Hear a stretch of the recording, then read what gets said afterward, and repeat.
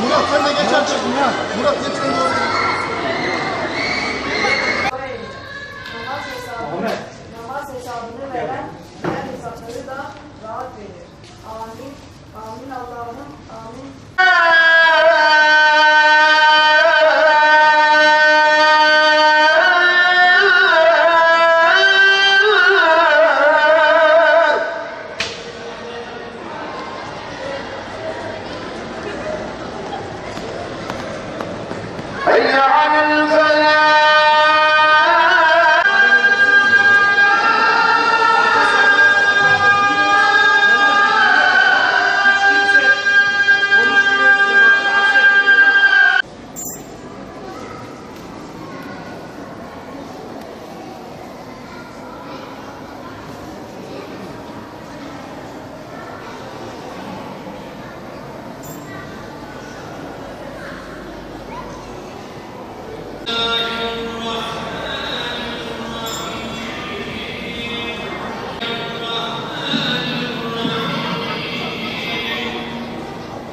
Bütün ölmüşlerimize gani rahmet eyle.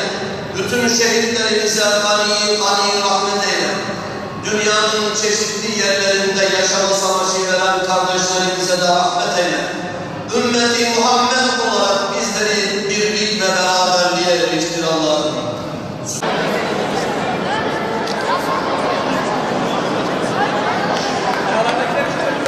أعوذ بالله من الشيطان الرجيم بسم الله الرحمن الرحيم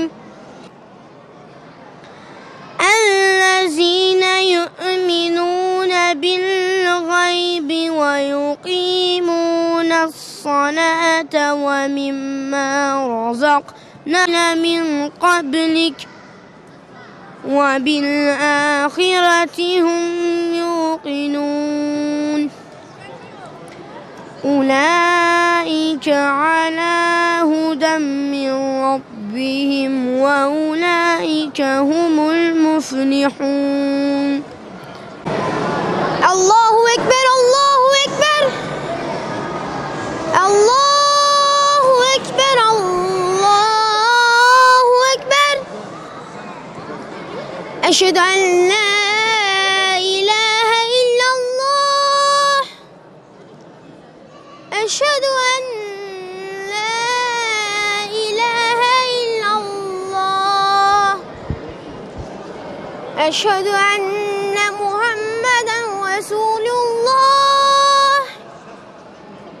أشهد أن محمدا رسول الله حي على الصلاة حي على الصلاة حي على الفلاح حي على الفلاح الله أكبر الله أكبر لا إله إلا الله أشهد أن لا إله إلا الله أشهد أن محمدا رسول الله أشهد أن محمدا رسول الله حي على الصلاة حي على الصلاة حي على الفلاح حي على الفلاح قابل الصلاة قابل الصلاة الله أكبر الله أكبر لا إله إلا الله الحمد لله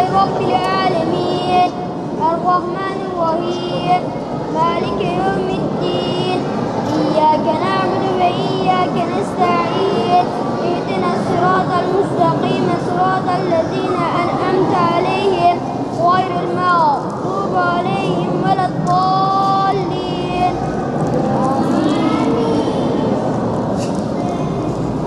ويل لكل همزة لمزة الذي جمع ماله وعدده يحسب أن ماله أخلده كلا لينبذن في الهدمة وما أدراك ما الهدمة نار الله الموقدة التي تطلع على الأفئدة إنها عليهم مؤصدة في عمد ممددة الله أكبر سمع الله لمن حمده الله أكبر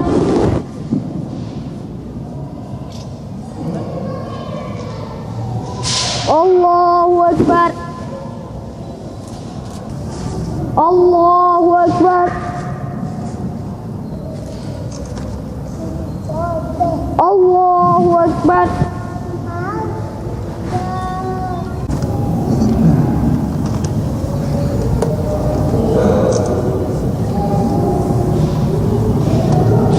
السلام عليكم ورحمة الله السلام عليكم ورحمة الله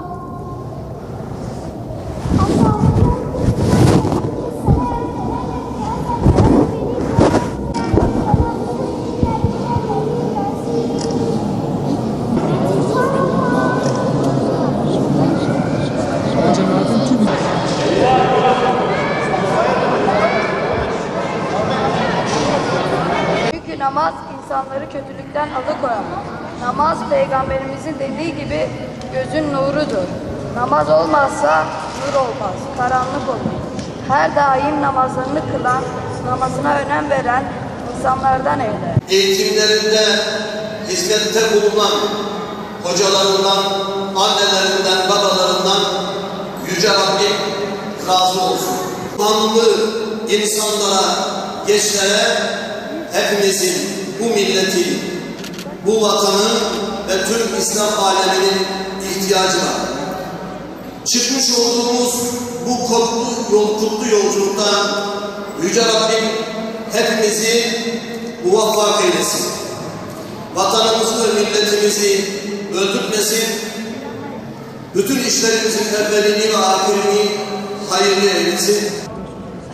Diyorlar ki bu altınlarınızla istediğiniz kadar yiyip içebilirsiniz ve orada geriye kalan altınlarınızla istediğiniz yettiği kadar hangi bilete yetiyorsa altınlarınız o vasıtaya binip o 2 aylık yolculuğunuzu hızlı bir şekilde kat edebilirsiniz. Aman ha o 24 altınınız bitmesin, altınlarınız yoksa orada size bilet vermezler. Sonra o 2 aylık çöl yolculuğunu aç susuz yayan bitiremezsiniz. Perişan olursunuz. Bakıyor ki diğer arkadaşı istasyona gelmiş ama elinde tek bir altını kalmış. 23 tane altınını har vurup harman savurmuş, sağa sola çarçur etmiş, boşuna harcamış. Ama gelin görün ki aklı başında olmayan o arkadaş o altınını da orada boş işlere vermiş, oyuna, eğlenceye vermiş istasyonda ve sonra kendisine bilet de vermemişler. Orada mahsur kalmış, o çölleri 2 ay boyunca yayan yürümeye çıkmış ama perişan olmuş, bitmiş, mahvolmuş. Diğeri ise uçakla biletini almış ve gitmiş padişahının çiftliğine, orada istirahata kavuşmuş. 5 vakit namazın karşılığı nedir?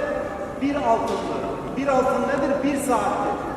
Evet, sabahtan akşama kadar abdestiyle 5 vakit namazımız hepsi 1 saatimizi alır değil mi? Bize o 1 saati veren kimdi? Allah. Değil mi? Bize o 24 saati de kim vermişti? Biz de eğer bir gün boyunca o 24 saatten 1 saati Allah'a vermezsek, değil mi? Verirsek aklı başında olan insanlardan olacağız, değil mi? Vermezsek dihanelerden olacağız, perişan olacağız. Cennete kavuşmamız hayal olur, zor olur, değil mi? İşte Allah'ın rızasına, cennete kavuşmak için her gün 1 saatimizi Allah Azze ve Celle için ibadete, namaza harcayacağız.